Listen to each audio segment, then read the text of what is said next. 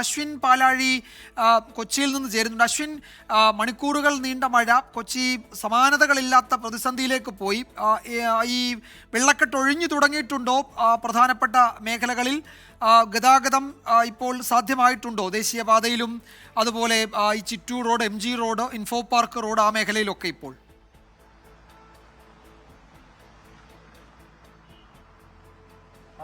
വിജയകുമാർ, പൂർണ്ണമായും വെള്ളക്കെട്ട് ഒഴിഞ്ഞു എന്ന് പറയാനാവില്ല. എങ്കിൽ പോലും 5 മണിയോടുകൂടി തുടങ്ങിയ മഴയിൽ വലിയ കഷ്ടതയാണ് ഇന്ന് കൊച്ചിക്കാർക്ക് അനുഭവിക്കേണ്ടി വന്നത്.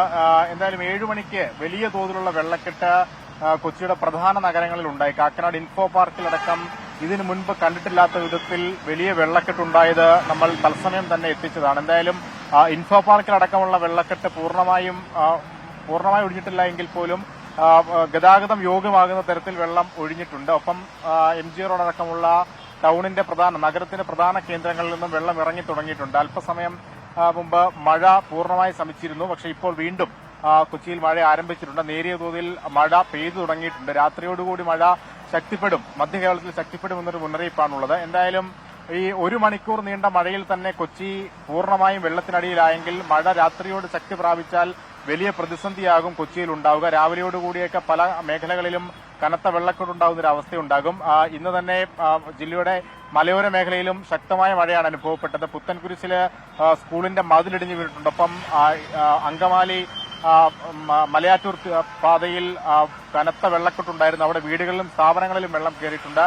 കാക്കനാടും വീടുകളിൽ വെള്ളം കയറുന്ന ഒരു അവസ്ഥയുണ്ടായിരുന്നു. കളമശ്ശേരിയിൽ 20ഓളം വീടുകൾ വെള്ളത്തിനടിയിലായ സാഹചര്യമുണ്ടായി. എന്തായാലും 1.5 മണിക്കൂർ നീണ്ടുനിന്ന മഴയാണ് ഇത്രത്തോളം ദുരിതത്തിലേക്ക് കൊച്ചിയെ തള്ളിവിട്ടത് എന്നുള്ളതാണ് ഏറ്റവും പ്രധാനപ്പെട്ട കാര്യം. അതിന്റെ പ്രധാന വിമർശനമായി ഉയരുന്നത് കൊച്ചി നഗരത്തിലെ അടക്കമുള്ള പ്രധാനപ്പെട്ട ഇടങ്ങളിൽ ഈ മഴക്കാല പൂർവ്വ മുന്നൊരുക്കങ്ങൾ കൃത്യമായി നടത്തിയില്ല എന്നുള്ള വിമർശനമാണ്. ഓടകൾ പലതും കൃത്യമായി ഒഴുകുന്നില്ല. അങ്ങനെ വിമർശനങ്ങളും ഉയരുന്നുണ്ട്. എന്തായാലും രാത്രി അശ്വിൻ, എന്താണ് ഓപ്പറേഷൻ ബ്രേക്ക് ത്രൂ എന്നോ മറ്റോ പേരിട്ട് ഈ കോർപ്പറേഷനൊക്കെ ചില മുൻകരുതലുകൾ ഒക്കെ സ്വീകരിച്ചിരുന്നുവല്ലോ. ഓടകൾ വൃത്തിയാക്കുക, വെള്ളം ഒഴുകിപ്പോകാനുള്ള ക്രമീകരണം, അത് ആ പേര് മാത്രമേ ഉള്ളൂ.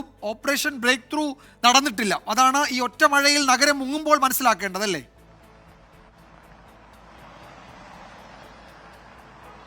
തീർച്ചയായും അങ്ങനെ തന്നെ വിലയിരുത്തേണ്ടി വരും. കാരണം ഇപ്പോൾ ഈ കഴിഞ്ഞ 2-3 ദിവസമായിട്ട് കൊച്ചി നഗരത്തിൽ മഴയുണ്ട്. ആവശ്യമായ മുന്നൊരുക്കങ്ങളൊക്കെ നടത്താനുള്ള സമയവും ഉണ്ടായിരുന്നു. പക്ഷേ അതിൽ കൃത്യമായ ഇടപെടൽ നടത്തിയില്ല, അല്ലെങ്കിൽ നടത്തിയ ഇടപെടലുകൾ പരാജയമായിരുന്നു എന്ന് ചൂണ്ടിക്കാണിക്കുന്നതാണ് ഇന്ന് ഒറ്റ മണിക്കൂറത്തെ മഴയിൽ കൊച്ചിയിലുണ്ടായ അതീവ ദയനീയമായ സാഹചര്യം. ബ്രേക്ക് ത്രൂവിന്റെ ചില ഗുണങ്ങൾ ഉണ്ടായത് നഗരങ്ങളിൽ മാത്രമാണ്. സ്ഥിരമായി വെള്ളക്കെട്ടുണ്ടായിരുന്ന MG റോഡിൽ അത്ര വലിയ വെള്ളക്കെട്ടുണ്ടായില്ല എന്നുള്ളതാണ് പ്രധാനപ്പെട്ട കാര്യം. ഈ ബ്രേക്ക് ത്രൂ കൊണ്ട് MG റോഡിൽ നേരിയ ഗുണമുണ്ടായി എന്നത് ഒഴിച്ചു നിർത്തിയാൽ താഴേക്ക്, അതായത് കാക്കനാട് അടക്കമുള്ള പ്രധാനപ്പെട്ട ഇടങ്ങളിൽ, വൈറ്റില, പാലാരിവട്ടം പോലെയുള്ള പ്രധാനപ്പെട്ട സ്ഥലങ്ങളിൽ ഈ ബ്രേക്ക് ത്രൂ കൊണ്ട് ഒരു ഉപകാരവും ഉണ്ടായില്ല എന്നുള്ളത് തുറന്നു പറയേണ്ടി വരും. ഒപ്പം ഇൻഫോ പാർക്കിലൊക്കെ വലിയ തോതിലുള്ള സമാനതകളില്ലാത്ത വെള്ളക്കെട്ടാണ്. കഴിഞ്ഞ മുൻവർഷങ്ങളിൽ പോലും അനുഭവപ്പെടാത്ത വെള്ളക്കെട്ടാണ് ഉണ്ടായത്. പല കമ്പനികളിലേക്ക് പോലും ഈ വെള്ളം കയറുന്ന സാഹചര്യം ഉണ്ടായിരുന്നു. അതിന്റെ ദൃശ്യങ്ങളടക്കം പുറത്തു വരികയും ചെയ്തിട്ടുണ്ട്. എന്തായാലും നാളെ കൂടി അല്ലെങ്കിൽ വരും ദിവസങ്ങളിലും ഇങ്ങനെയൊക്കെ മഴ പെയ്താൽ എന്താകും കൊച്ചിയുടെ അവസ്ഥ എന്നുള്ളതാണ് നിലവിൽ കൊച്ചിക്കാർ ചിന്തിക്കുന്നത്. വിജയകുമാർ. യെസ്, തന്നെയുമല്ല ഇന്ന് റെഡ് അലേർട്ടാണ്. എറണാകുളത്ത് ഓറഞ്ച് അലേർട്ട് പെട്ടെന്ന് റെഡ് അലേർട്ടിലേക്ക് മാറിയിട്ടുണ്ട്. അപ്പോൾ രാത്രിയിൽ കൂടുതൽ ജാഗ്രത.